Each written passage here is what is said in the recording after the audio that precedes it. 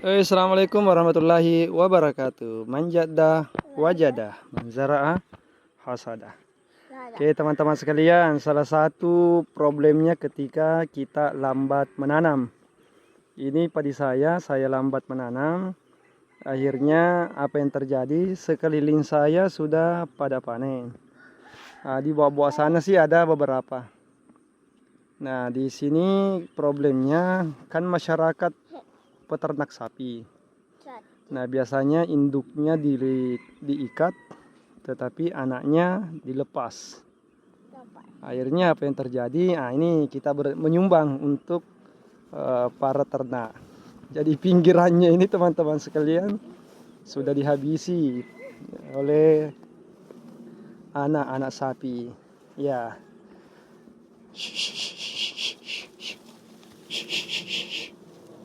Ya, ini pinggiran-pinggirannya sudah dihabisi oleh sapi-sapi kayak gini.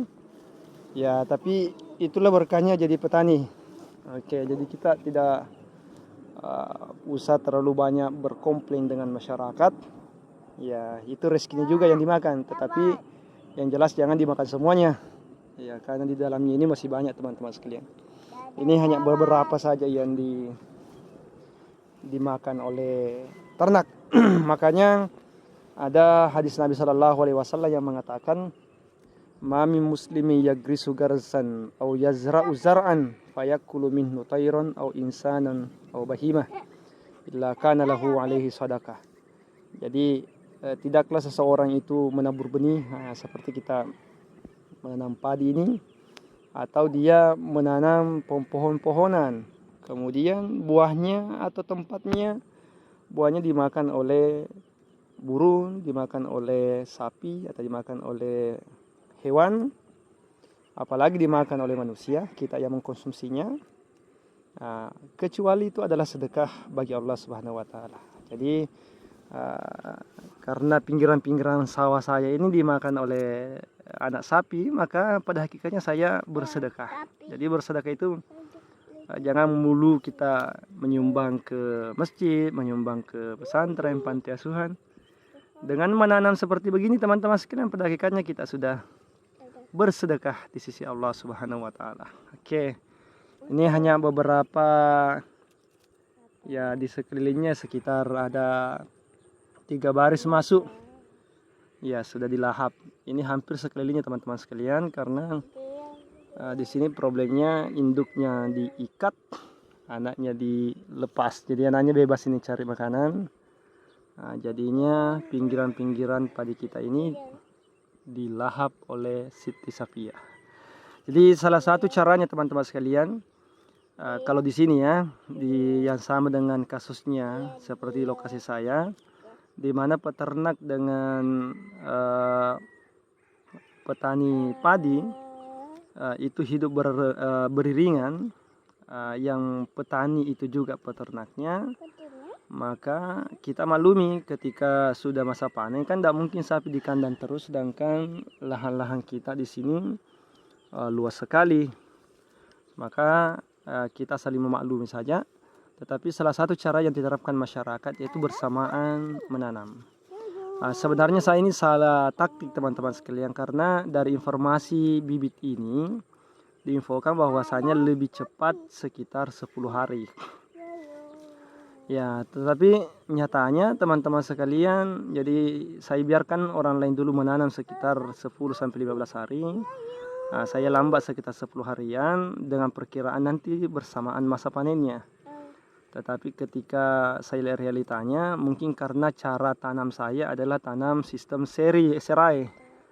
Akhirnya ternyata waktunya kurang lebih sama. Problemnya kayak gini. Ya, bukan problem sih sebenarnya, saya menyumbang untuk sapi-sapi yang ada di sini. Tapi alangkah afdalnya ketika yang disumbang itu hanya jeraminya saja, bukan buahnya.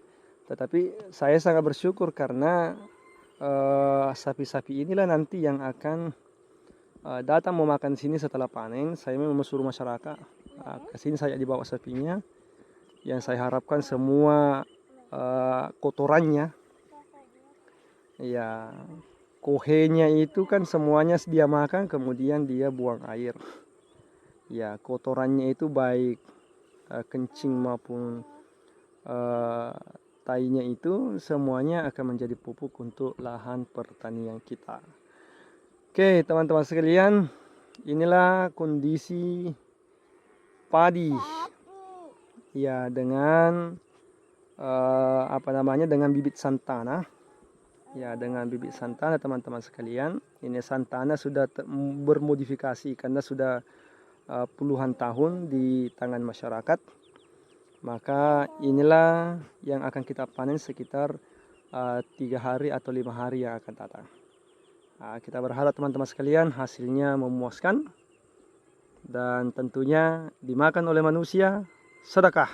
Jadi dimakan oleh keluarga saya, dimakan oleh orang yang membelinya ini. Ini semua sedekah di sisi Allah Subhanahu wa taala.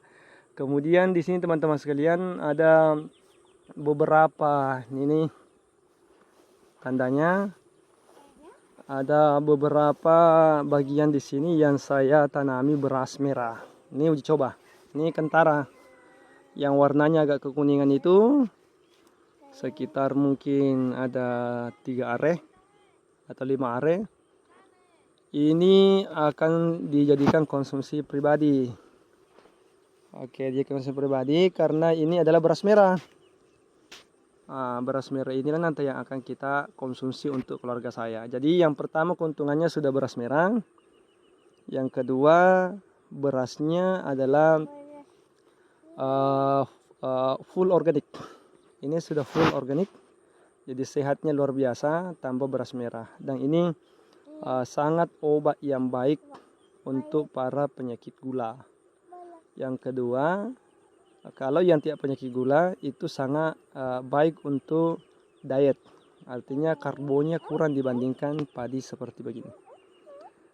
Kemudian yang terbaik adalah anak-anak kita.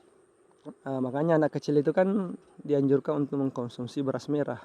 Jadi apalagi kalau kita dari kecil sudah mengkonsumsi beras merah, kita berharap anaknya cerdas-cerdas. Amin.